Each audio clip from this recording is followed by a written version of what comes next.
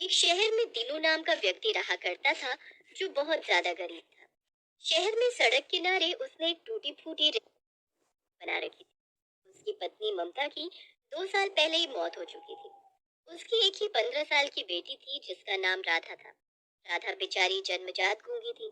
तीनों शहर में जमुना दास की कोठी में साफ सफाई का काम करता था, और उस बेचारे को मेहनताने के नाम पर शाम का बचा हुआ खाना मिल जाता था। एक दिन दीनू अपने मालिक जमुना दास के पैर दबा रहा था। मालिक, मुझे 100 रुपये की बहुत जरूरत है।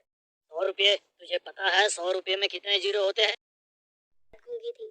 दीनू शहर में जमुना दास की कोठी में साफ सफाई का काम करता था, और उस बेचारे को मेहनताने के नाम पर शाम का बचा हुआ खाना मिल जाता था। एक दिन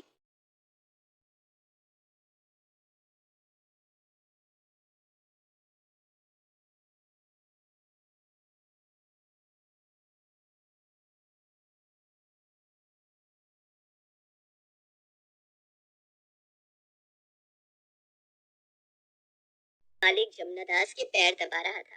मालिक, मुझे 100 रुपये की बहुत जरूरत है। 100 रुपये? तुझे पता है 100 रुपये में कितने जीरो होते हैं? और तुझे क्या जरूरत आ पड़ी पैसों की? क्या तेरी राधा बिटिया को फिर से बुखार चढ़ गया क्या? अगर चढ़ गया है तो गिल्ली पट्टी रख दे, उतर जाएगा। नहीं मालिक, मेरी बिटिया की चप्पल घिस गई है। 2 साल पहले ही दिलवाई थी। रोड पर नंगे पैर चलने से उसके पैर में घाव हो गए हैं। घर पर इतनी बेकार चप्पलें पड़ी हुई है, वही पहना दे। बिटिया के लिए एक नई चप्पल खरीदनी थी मालिक। ये सुनते ही जमुना दास का गुस्सा 7वें आसमान पर पहुंच गया। क्यों रे, तुझे जो खाने को मिलता है वो कम है क्या, कि अब तू पैसे भी मांगने लगा? अगर तेरी औकात चप्पल पहनने की भी नहीं थी तो बच्चे क्यों पैदा किए? मालिक, मैं बरसों से आपके यहाँ काम कर रहा हूँ। मेरी पत्नी भी आपके यहाँ काम करते करते मर गई। आज पहली बार मैंने आपसे कुछ पैसे मांगे, वो भी बिटिया की चप्पल के लिए।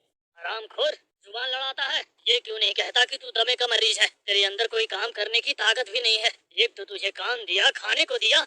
भिखारी कहीं के, चल निकल यहाँ से। इतना कहकर जमुना दास लातों और घूंसों से दीनू को बुरी तरह से पीटने लगा। दीनू बार बार हाथ जोड़कर माफी मांग रहा था, मगर जमुना दास को दीनू पर बिल्कुल भी तरस नहीं आया। उसने दीनू को धक्के मारकर अपनी कोठी से बाहर निकाल दिया। दीनू दर्द से कराहता हुआ अपनी झोपड़ी में आकर बैठ गया।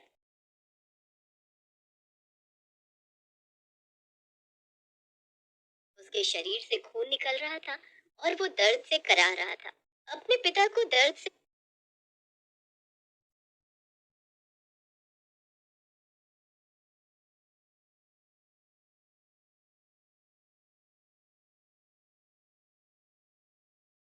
कराहते देख राधा तुरंत दौड़ी दौड़ी आई, और वो इशारों इशारों में दीनू से पूछने लगी, ये क्या हुआ बाबा? दीनू ने रोते हुए राधा से कहा, बिटिया, तेरे पैरों के जख्म देखकर मैंने मालिक से कुछ पैसे मांगे थे, ताकि तेरे लिए बाजार से एक अच्छी सी चप्पल खरीद सकूं। मगर मालिक ने मुझे इस बात पर बहुत मारा। दीनू की बात सुनकर राधा की आंखों में आंसू आ गए, और उसने इशारों इशारों से अपने पिता से कहा, मुझे चप्पल नहीं चाहिए पापा, मैं ऐसे ही सही हूँ, मुझे कोई तकलीफ नहीं होती। राधा की बात सुनकर दीनू फूट फूट कर रोने लगा। बिटिया, मालिक ने मुझे धक्के देकर अपने घर से बाहर निकाल दिया, और साथ में ये भी कहा कि कल से काम पर आने की कोई जरूरत नहीं है। अब हमारा क्या होगा? शाम हो गई है, तुझे भूख भी लगी होगी। मेरे पास तो इतने पैसे भी नहीं कि मैं तेरे लिए कुछ खाने को ले आऊं। काश तेरी माँ जिंदा होती बेटी, तो हम इतना मजबूर नहीं होते। राधा ने इशारों इशारों में अपने पिता से कहा कि उसे भूख नहीं है, और वो आंखों में आंसू लिए एक फटे हुए कपड़े से दीनू के शरीर के बह रहे खून को साफ करने लगी। दीनू बहुत देर तक अपनी बेटी को देखकर रोता रहा, और रोते रोते सो गया। और राधा भी अपनी माँ को याद करते करते दीनू के पास ही सो गई। सुबह राधा की आंख खुली। उसने देखा उसका पिता दीनू अभी भी लेटा हुआ था।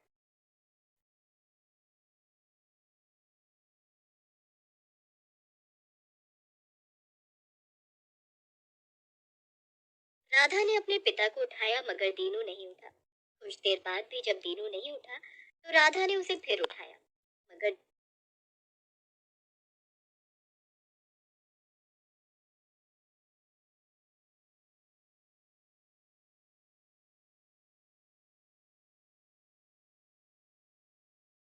दीनू नहीं उठा।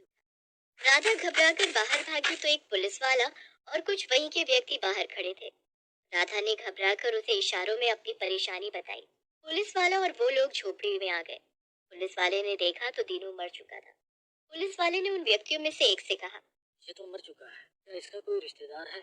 इसका इसकी बेटी के अलावा कोई नहीं था साहब। इसकी पत्नी 2 साल पहले ही मर चुकी है बेचारी। अब इस लड़की का क्या होगा? मुझे तो सोच सोच कर दया आ रही है। ये बेचारा सेठ जमुना दास की कोठी में साफ सफाई का काम करता था। पुलिस वाले को उस लड़की को देखकर बहुत ज्यादा तरस आया। इस लड़की का इसके बाप के अलावा और कोई इस दुनिया में नहीं है। जब तक इस लड़की के लिए कोई इंतजाम नहीं हो जाता, मैं सेठ जमुना दास को बोल दूंगा कि इस लड़की को रख ले। आसपास के लोग उसे चंदा इकट्ठा कर दीनू का अंतिम संस्कार कर दिया गया। वो पुलिस वाला राधा को सेठ जमुना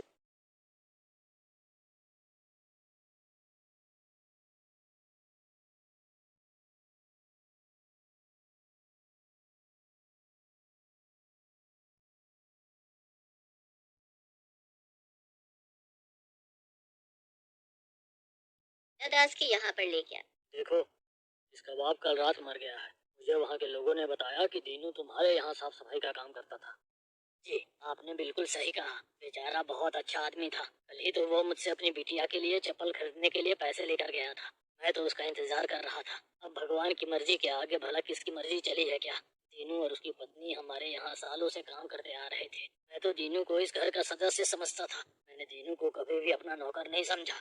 मैं तो ये सोचकर तुम्हारे पास आया था कि जब तक इस लड़की के रहने के लिए कोई सही ठिकाना नहीं मिल जाता, मैं इसे तुम्हारे पास छोड़ दूंगा। लेकिन तुम तो बहुत अच्छे इंसान हो, इसीलिए आज से इस लड़की की जिम्मेदारी तुम ही संभालोगे।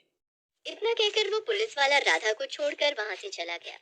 राधा अच्छी तरह से जानती थी कि जमुना दास झूठ बोल रहा है, मगर वो अंदर से बेहद टूटी हुई थी और बेचारी लाचार भी थी। वो चाहकर भी कुछ नहीं कर सकती थी। उसके पास चुप रहने के अलावा कोई चारा नहीं था, और वो तो बेचारी गूंगी भी थी, बोल भी नहीं सकती थी। जमुना दास की बीवी कांता ने सारी बातें सुन ली थी। क्या जरूरत थी उस पुलिस वाले के सामने अपनी बड़ाई पेश करने की? तीनों हमारे लिए क्या कम मुसीबत था? एक और मुसीबत छोड़ गया। अरे तुम परेशान मत हो। मुझे क्या मालूम था कि वो पुलिस वाला इस लड़की को मेरे मत्थे मर जाएगा। राधा उस दिन के बाद वहीं पर रहने लगी। कांता राधा से घर का सारा काम करवाती और राधा को भूखा भी रखती। राधा चुपचाप उनका जुल्म सहकर खामोश रहती। कुछ दिन बाद कांता की बहन रहने के लिए आई। लक्ष्मी तो बहुत ज्यादा क्रूर स्वभाव की थी। वो जरा जरा सी बात पर राधा को पीटती। इस लड़की का कुछ करो, वरना तुम्हें इसकी शादी भी करनी पड़ेगी। तुम परेशान मत हो, मैंने इसका एक हल निकाला है। उस दिन बारिश हो रही थी और कांता ने राधा को जरा सी बात पर बुरी तरह से पीटा और उसे बारिश में खड़ा कर दिया। राधा बेचारी शाम तक भूखी प्यासी बारिश में खड़ी भीगती रही और वो बेहोश हो गई। कांता और लक्ष्मी ने एक कमरा जो बरसों से बंद पड़ा था, राधा लेना था। अचानक उस आईने में रोशनी की किरणें फूटने लगी और उसमें से एक औरत निकलकर बाहर आ गई। उस औरत को देखकर राधा भागकर उसके गले लग गई। वो राधा की माँ थी। घबराओ मत बेटी, मैं आ गई हूँ ना। मैं जानती हूँ कि तुम्हारे साथ बहुत बुरा हुआ है, लेकिन अब तुम्हारे रोने का वक्त खत्म हो गया है। अब तुम्हारे हंसने का वक्त आ गया है। समझ लो बेटी कि बुरा वक्त चल गया। राधा ने इशारे से रोते हुए अपने पिता के बारे में बताया और अपने साथ हुए अत्याचारों के बारे में भी। मैं सब जानती हूँ बेटी, तुम्हारे पापा ने ही मुझे स्वर्ग से भेजा है तुम्हारी मदद करने के लिए। ममता ने अपना एक हाथ राधा के सामने किया। ममता के हाथ से रोशनी की किरणें फूटने लगी और राधा के चेहरे पर पड़ गई। राधा को अपने अंदर अजीब सा बदलाव महसूस हुआ। राधा, अब तुम बोल सकती हो। अब तुम गूंगी नहीं रही, तुम सही हो गई हो बेटी। और राधा बोलने लगी। माँ, मैंने तुम्हें कितना याद किया, तुम मुझे छोड़कर कहाँ चली गई थी? मैं कहीं नहीं गई थी बेटी, मैं तो हमेशा से तुम्हारे पास ही थी। तुम घबराओ नहीं, अब मैं इन सब से बदला लेकर रहूंगी। तुम्हें भूख चलो जरा चलकर देखते हैं, लगता है हमारा काम हो गया। हाँ चलो देखते हैं, मर गई होगी नासपीटी अब तक। कांता और लक्ष्मी खुश होते हुए उस कमरे की ओर चली गईं। मगर जैसे ही उन्होंने कमरे के दरवाजे को खोला तो उन्होंने देखा कि राधा नए कपड़े पहने हुए कुर्सी पर आराम से बैठी हुई सेब खा रही थी। ये सब देखकर कांता और लक्ष्मी की हैरानी का ठिकाना नहीं रहा। अरे कांता, हम लोग तो समझ रहे थे कि ये मर गई होगी, मगर ये तो आराम से बैठकर सेब खा रही है। मेरी तो कुछ समझ में नहीं आ रहा है कि ये माजरा क्या है। ए लड़की, तुझे ये सेब किसने दिया? राधा ने मुस्कुरा कर कहा। इसे मेरी माँ ने मुझे दिया है। राधा को बोलता देख कांता और लक्ष्मी को चक्कर आ गए। मैंने तो सुना था कि तू जन्मजात गूंगी है, लेकिन तू तो बोल रही है। इसका मतलब तू हम सबको बेवकूफ बना रही थी। ये तो हम बाद में से पूछ लेंगे, अब ये जिंदा बची गई है तो इसे काम पर लगा दो। राधा मुस्कुराकर ममता की ओर देख रही थी। ममता सिर्फ राधा को ही दिखाई दे रही थी। ममता ने राधा को उन दोनों के साथ जाने का इशारा कर दिया। चल, जा मेरे लिए एक गिलास पानी लेकर आ, बहुत जोरों से प्यास लगी है। लक्ष्मी ने ये कहा ही था कि अचानक उसने देखा कि जग अपने आप उठकर लक्ष्मी के पास आ गया। ये देखकर लक्ष्मी की चीख निकल गई।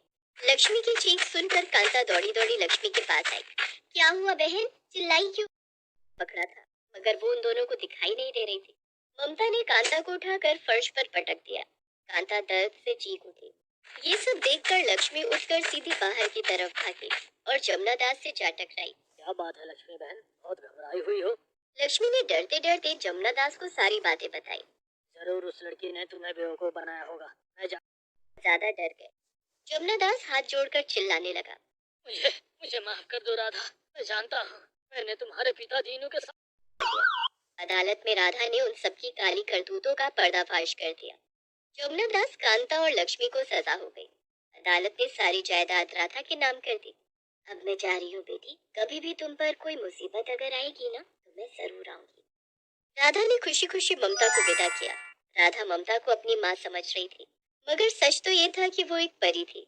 वो उसी आईने में रहती थी